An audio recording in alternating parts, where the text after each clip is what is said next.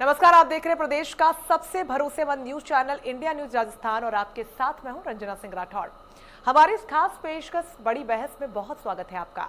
आज हम बात करेंगे रफ्तार के कहर की। प्रदेश में पिछले कुछ सालों से सड़क हादसों में मौतों के आंकड़ों पर नजर डालें तो सामने आता है कि 3.5 साल में 36,000 से ज्यादा मौतें हुई हैं और उनमें सबसे ज्यादा युवा शामिल हैं। इन हादसों में 19 से ज्यादा युवाओं की मौत हो चुकी है, जिनकी उम्र 18 से 35 साल के बीच में थी। इस साल अगस्त तक प्रदेश में करीब 13,581 रोड एक्सीडेंट्स हुए हैं।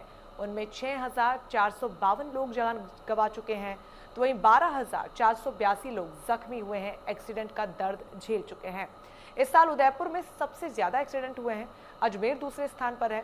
राजस्थान में अगस्त तक 2020 के मुकाबले 2021 में सड़क दुर्घटनाओं में करीब 16% की बढ़ोतरी देखी गई है।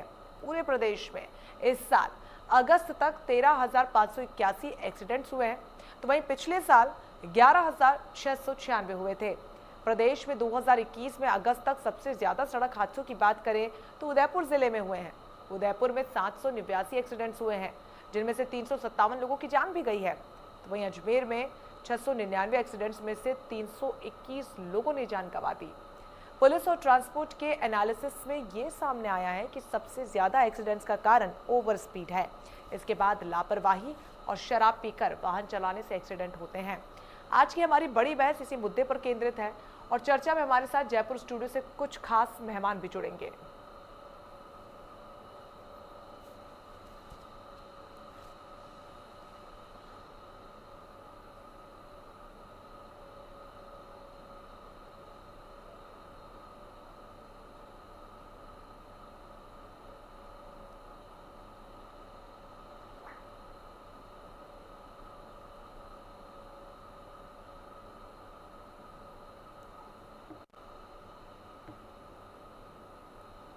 तो प्रदेश में रफ्तार का कहर लगातार देखने को मिल रहा है। राजस्थान में सड़कें जो हैं वो पूरी तरीके से जानलेवा हो चुकी हैं। तस्वीरें भी आपको दिखा रहे हैं। कहीं पर सड़क दुर्घटना में कई लोगों के जख्मी होने की खबर सामने आती है, तो कई लोग सड़क दुर्घटना के शिकार हो चुके हैं। कई लोग इन दुर्घटनाओं में अपनी जान तक गंवा चुके हैं। वजह आखिरकार क्या है, इसको लेकर हमेशा से विवाद बना रहा है, लेकिन जो सबसे बड़ी वजह है वो ओवर स्पीड यहाँ पर निकलकर सामने आ रही है। तस्वीर देखिए, दिल दहला देने वाली तस्वीर। जब इतनी तेज रफ्तार से गाड़ी चलाइएगा तो इस तरीके की तस्वीर सामने आना लाजमी है। इन सब के बीच ट्रैफिक नियमों का पालन न करना, सड़कों का खराब होना भी बड़ी वजह है। हालांकि जिस तरीके से तस्वीरें सामने आ रही है, युवाओं का जो आंकड़ा है इनमें वो सबसे ज्यादा है। बिना ड्राइविंग लाइसेंस के कौन इजाजत देता है सड़कों पर गाड़ियां दौड़ाने की, ये भी बड़ा सवाल है। ट्रैफिक पुलिस की भूमिका पर भी प्रश्न चिन्ह खड़े होते हैं। तो वहीं तमाम नियमों का पालन क्यों नहीं यहाँ पर पुलिस और प्रशासन करवा पा रहा, ये भी अपने आप में सोचने का विषय है। हालांकि बड़ा सवाल ये भी है कि रफ्तार पर आखिरकार लगाम कब लगेगी और कब तक यूं ही बेकसूर लोग अपनी जान गंवाते रहेंगे, क्योंकि सिर्फ गलती करने वाले को नुकसान नहीं होता, बल्कि ये तस्वीर उसकी बड़ी वानगी की देखिए। आसपास जो लोग अपने काम के लिए खड़े हैं, अपना काम कर रहे हैं, इधर उधर जा रहे हैं, वो लोग भी ऐसी दुर्घटनाओं में शिकार होते हुए पाए जाते हैं। ऐसे में बेकसूर लोग तक अपनी जान गंवा रहे हैं।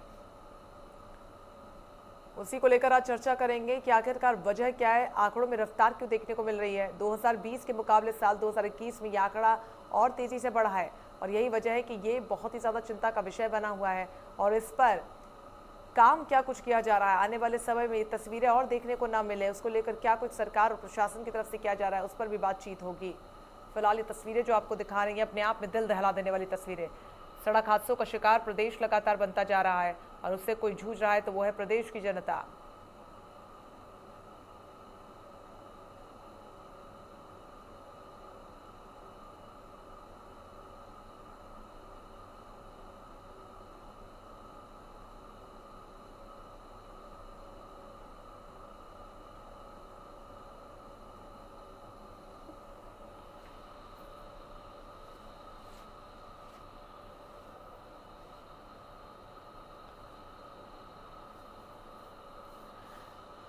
चलिए चर्चा की शुरुआत करेंगे। खास मेहमान हमारे साथ जुड़ रहे हैं, योगेंद्र जोशी जी हैं, रिटायर्ड पुलिस अधिकारी यहाँ पर हमारे साथ जुड़ गए हैं। इसके अलावा road safety expert Ashwini Bagga ji हमारे साथ जुड़ गए हैं। आप दोनों का बहुत स्वागत है इंडिया न्यूज राजस्थान पर। अश्विनी बग्गा जी, मैं शुरुआत आपके साथ करना चाहूंगी। जिस तरीके से लगातार आंकड़ों में इजाफा देखने को मिल रहा है, बड़ी वजह आप किसको मान रहे हैं?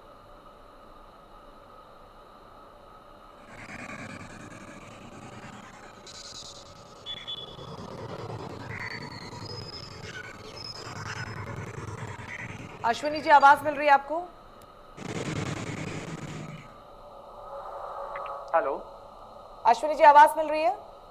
हाँ, आपकी आवाज आ रही ठीक है, सवाल आपसे यही है कि सड़क दुर्घटनाओं का जो आंकड़ा है वो दिन प्रतिदिन बढ़ता जा रहा है। साल 2020 के कंपैरिजन में साल 2021 के जो आंकड़े वो अपने आप में दिल दहला देने वाले हैं। वजह आप क्या देखते हैं, क्योंकि रोड सेफ्टी एक्सपर्ट आप हैं, आपको क्या लगता है कि क्या है वो सबसे बड़ी वजह जो सबसे ज्यादा कंट्रीब्यूशन कर रही है इन आंकड़ों को बढ़ाने में?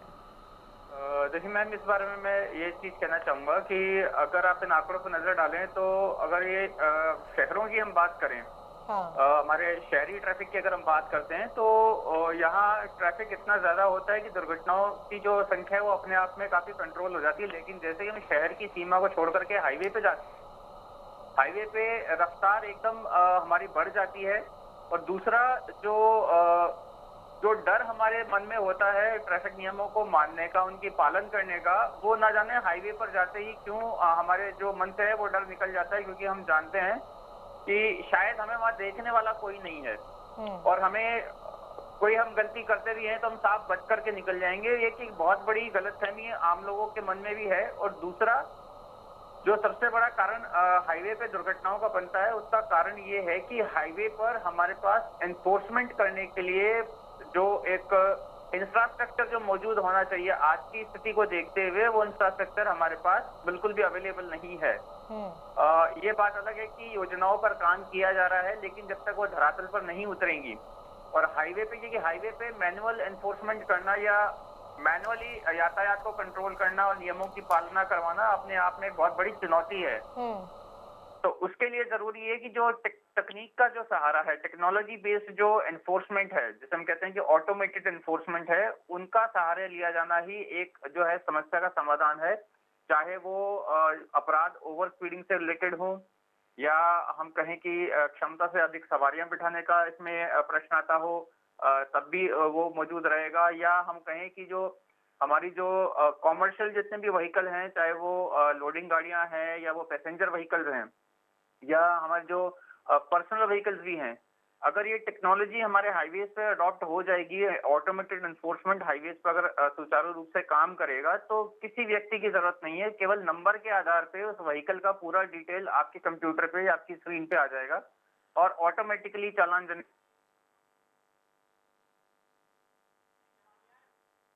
कहीं ना कहीं बिल्कुल। योगेंद्र जोशी जी, पुलिस अधिकारी आप रह चुके हैं, कितनी समस्या आती है इस दौरान, क्योंकि जैसा कि अश्विनी जी ने कहा कि मैनुअली ट्रैफिक के नियमों का पालन कराना बहुत आसान काम है नहीं।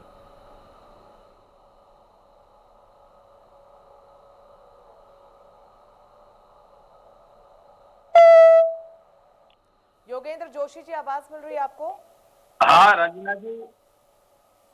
हाँ रंजना जी, ऐसा है जी। मैनुअली ट्रैफिक का संचालन किया जाना पहले भी करते थे, आज भी होता है। लेकिन मैं ये देखता हूँ कि शहरी क्षेत्रों में एक्सीडेंट ज्यादा होते हैं बनस्पत ग्रामीण क्षेत्र के, क्योंकि शहरी क्षेत्र के अंदर संख्या ज्यादा होती है। अब ये जैसे बड़ा हादसा हुआ है जोधपुर में, बाड़मेर के यहाँ, ये एक हादसा हुआ है। इसी तरह से जोधपुर शहर के अंदर कार से जो एक्सीडेंट हुए थे वो हादसे हुए हैं।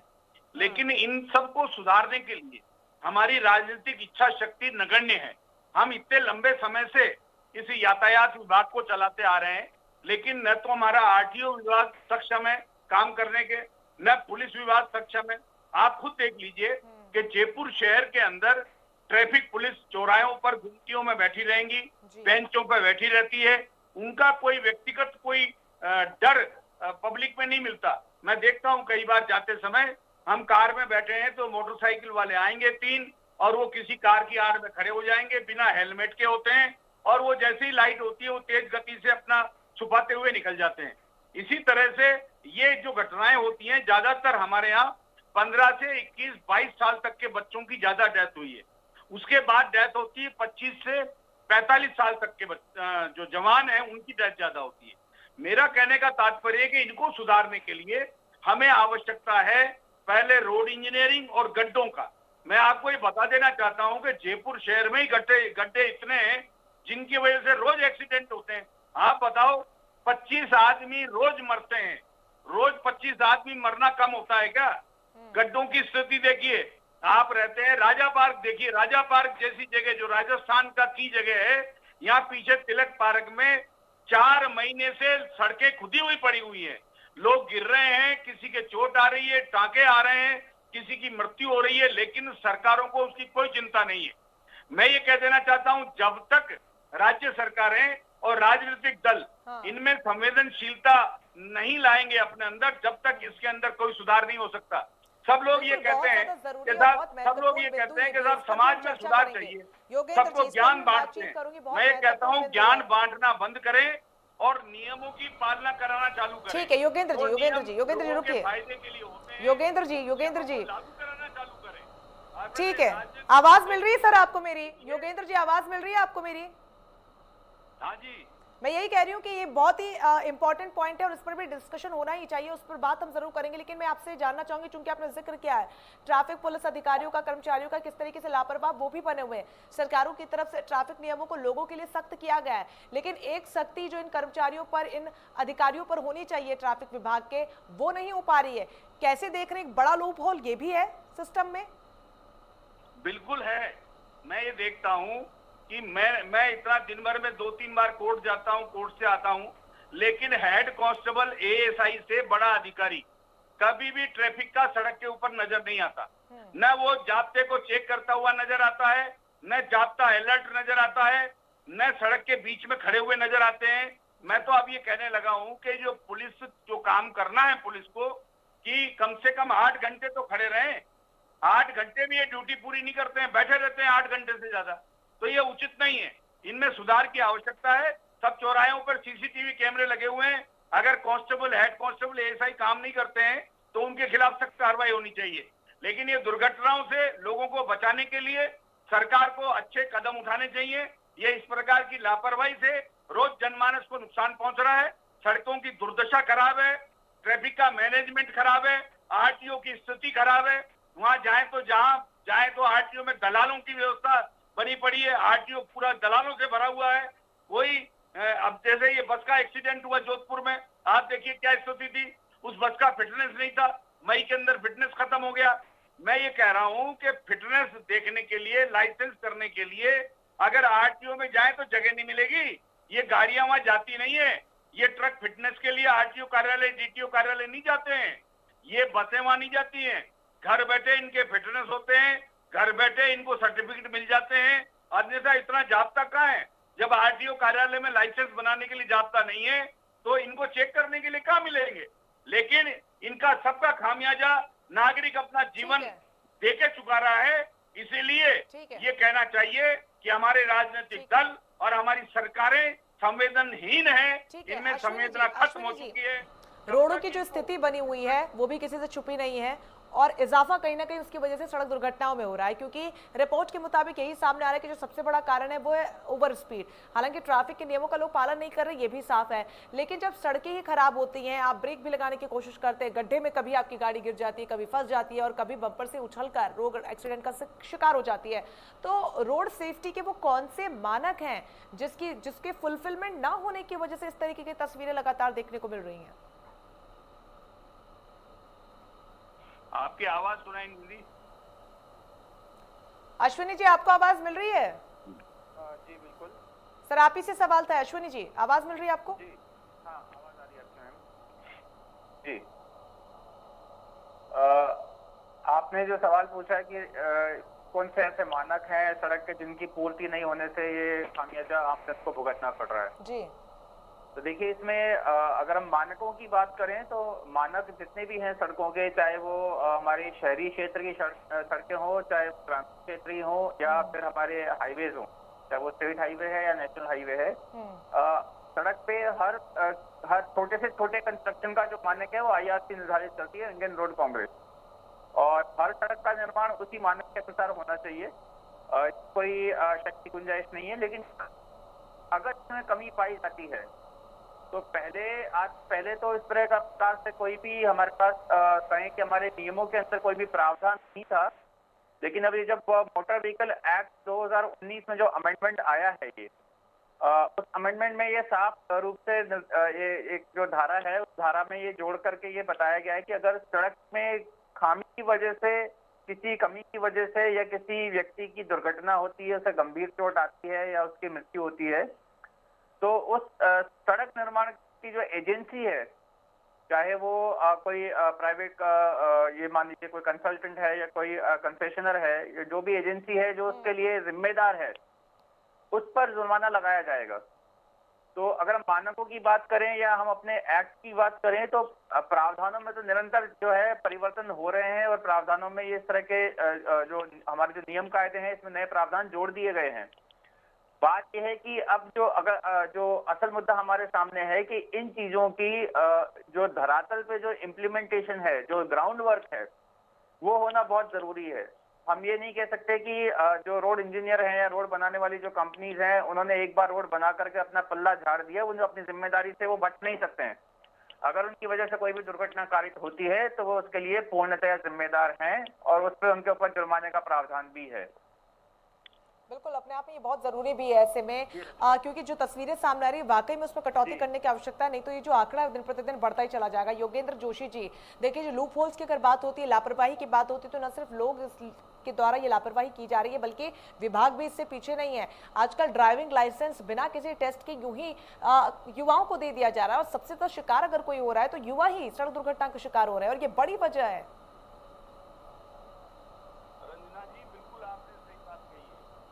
मैंने आपको बताया है कि राजनीतिक लोग वोटों की राजनीति करने के लिए इस प्रकार के नियमों में ढील देते हैं।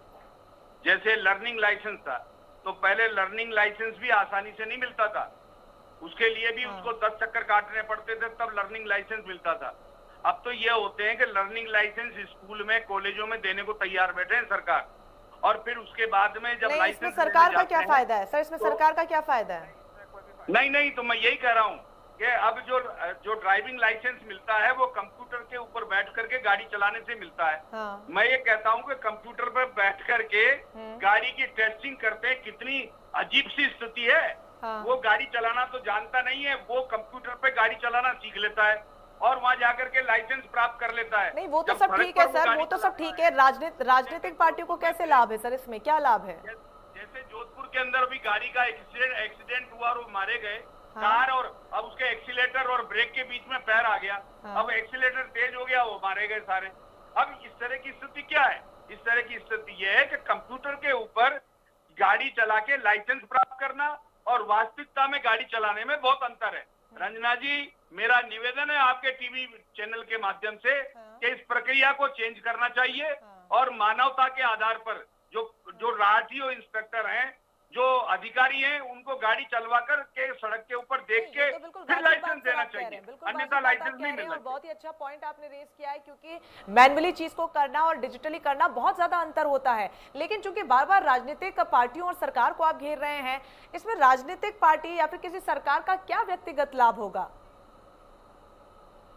रंजना जी, व्यक्तिगत लाभ क्या होगा? अगर आप करड़े नियम बना देते हैं तो करड़े नियम बनाएंगे तो ये सोचते हैं कि हमारे को वोट नहीं मिलेंगे।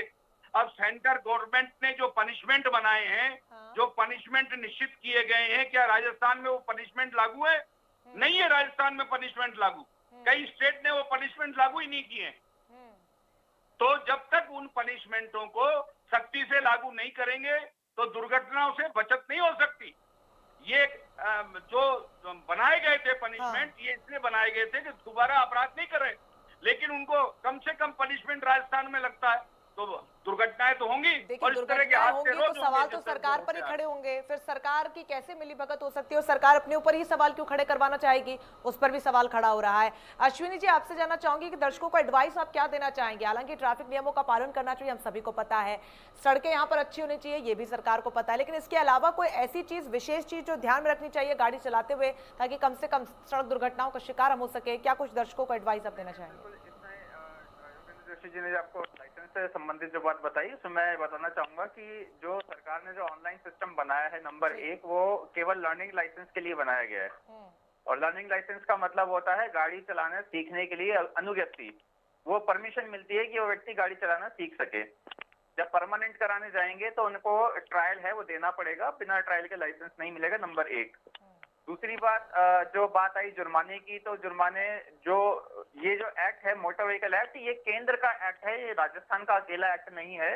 और इसमें कुछ जो प्रावधान होते हैं जिसमें स्टेट को पावर होती है, उसमें कुछ चेंज किए गए हैं। अब ये है कि हमको शुरुआत से जो हमको इसमें जो बदलाव करने की जरूरत है कि लोगों में तमाम चेंजेस का यहाँ पर एग्जीक्यूशन भी होना चाहिए, वो एक बड़ा सवाल है। बहुत शुक्रिया आप दोनों का हमारे साथ जुड़ने के लिए। तो उम्मीद है कि जो तमाम एडवाइस यहाँ पर रोड सेफ्टी एक्सपर्ट द्वारा दी गई है और रिटायर्ड पुलिस अधिकारी जी भी हमारे साथ जुड़े और कई बातों का जिक्र किया, उम्मीद है कि तभी सभी लोगों ने ध्यान से उसको सुना होगा, क्योंकि बहुत ज्यादा जरूरी है कि उसे हम समझे भी, तमाम नियमों का सख्ती से पालन करें ताकि आप कम से कम इसका शिकार ना हो और जो बेकसूर लोग जान गंवा रहे कम से कम उनकी भी जान सड़क दुर्घटनाओं में न जाए। फिलहाल के लिए बड़ी बहस में बस इतना ही, बाकी तमाम बड़ी खबरों के लिए बने रहिए हमारे साथ। नमस्कार।